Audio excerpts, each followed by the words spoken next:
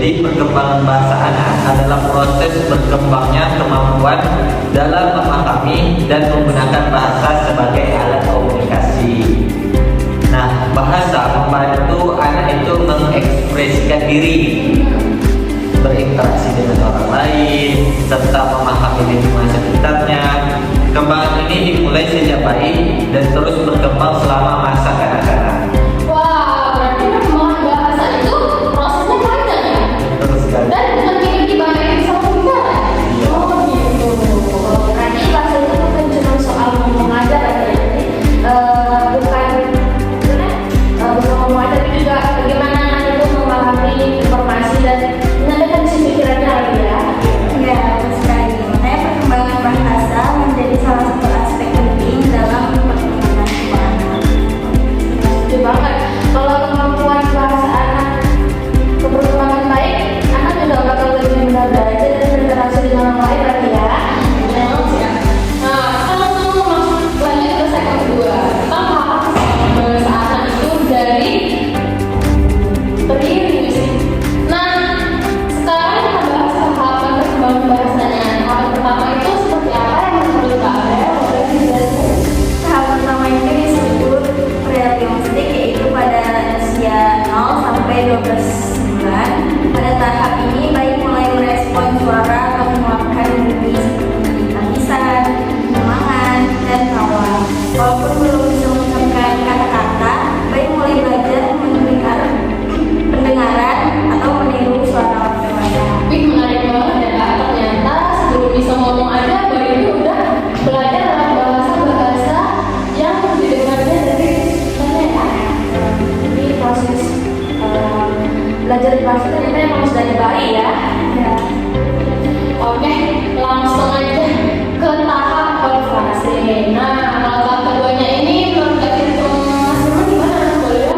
Oke, jadi tahap kedua disebut holofrase, yaitu usia sekitar 1 sampai 2 tahun. Nah, anak mulai mengucapkan kata pertama seperti mama, papa, atau air. Walaupun hanya satu kata, kata tersebut bisa mewakili sebuah keinginan dan maksud tertentu. Oke, jadi dari satu kata ini ternyata punya makna yang luas ya? Ya, benar sekali.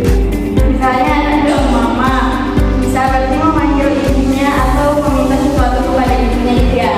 Dan juga kita sering lihat anak-anak kecil itu yang kayak gitu. Jadi itu memang termasuk bagian dari perkembangan bahasa mereka gitu ya. Oke, selanjutnya masuk ke tahap ketiga. Nah, jadi tahap ketiga itu pada usia sekitar 2 sampai 3 tahun, anak mulai menggabungkan beberapa kata menjadi kalimat. Nah, kalimat sederhana seperti mama pergi atau saya makan. Mereka mulai memahami struktur kalimat dasar walaupun masih sering menghilangkan kata sambungnya.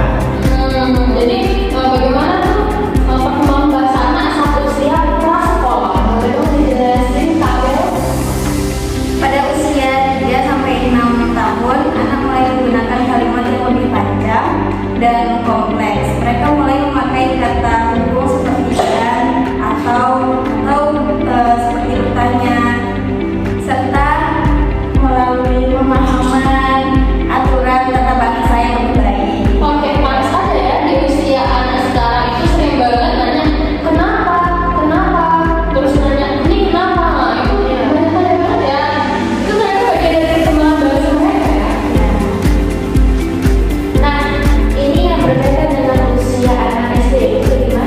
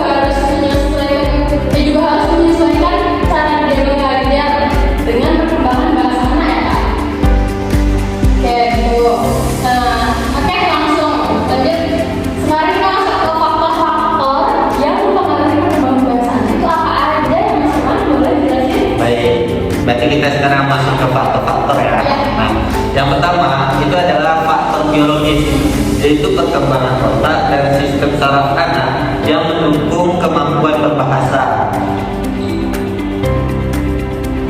Berarti kalau dari segi fisik itu membantu banget ya pengawasannya terhadap perkembangan kemampuan bahasa. Ya, benar sekali. Ya, kemudian ada faktor genetik. Setiap anak memiliki kemampuan yang sangat berbeda-beda. Ada yang lebih cepat menguasai bahasa, ada juga yang membutuhkan waktu lebih lama. Jadi kita nggak bisa membandingkan setiap anak itu ya kan ya. Perkembangannya memang berbeda-beda. Sangat berbeda-beda. Oke, selain itu lingkungan juga berpengaruh dalam perkembangan bahasa ini. Oke, iya, karena lingkungan sosial dan interaksi sangat penting. Anak yang sering diajak berbicara, bermain, dan berinteraksi dengan orang lain biasanya memiliki perkembangan yang lebih baik. Oh, berarti komunikasi di rumah maupun di sekolah benar-benar berpengaruh ya. Ya, Dan kemudian ada juga stimulasi dari orang tua atau pengasuh. Anak yang sering diajak berbicara cerita, dan dikenalkan kosakata baru akan lebih cepat berkembang kemudian bahasanya. Wah, berarti hal sederhana seperti membacakan dongeng terus memberitahukan gambar-gambar di buku itu ternyata mempengaruhi tentang kebahasaan aja ya.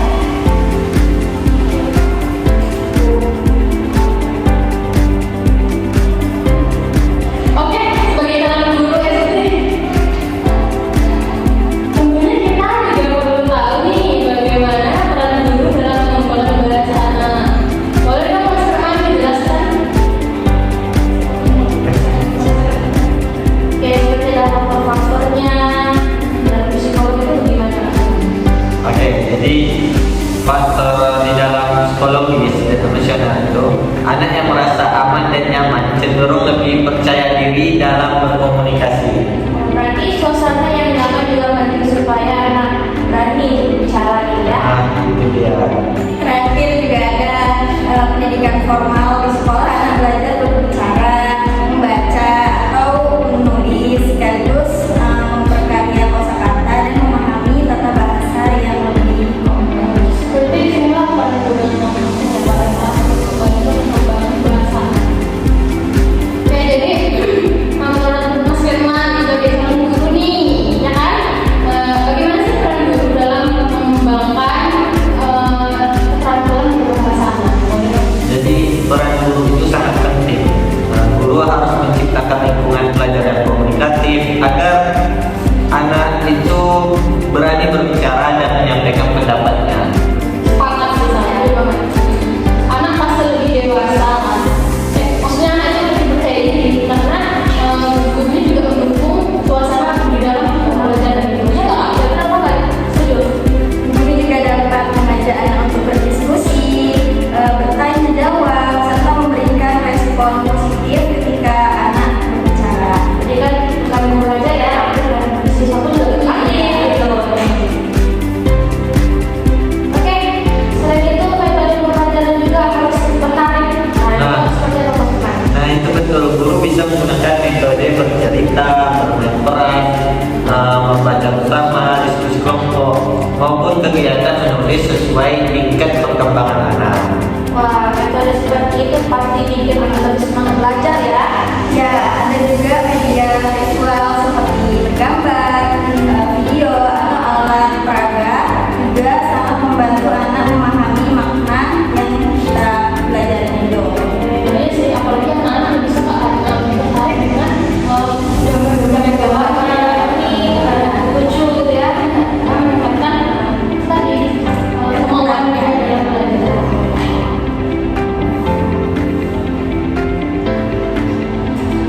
Selain komunikasi verbal, guru juga perlu menggunakan komunikasi nonverbal seperti ekspresi wajah, bahasa tubuh, dan intonasi suara agar pesan lebih mudah dipahami oleh anak. Jadi namanya bahasa tubuh guru itu juga berpengaruh dalam proses pembelajaran juga ya. Oke, wah pembahasan kali ini sangat menarik ya teman-teman.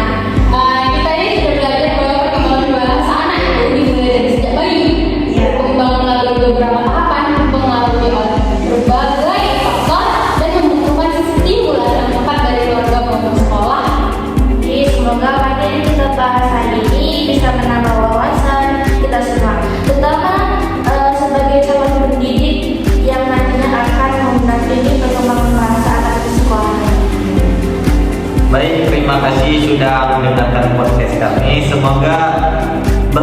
dan bisa diterapkan di dalam dunia pendidikan.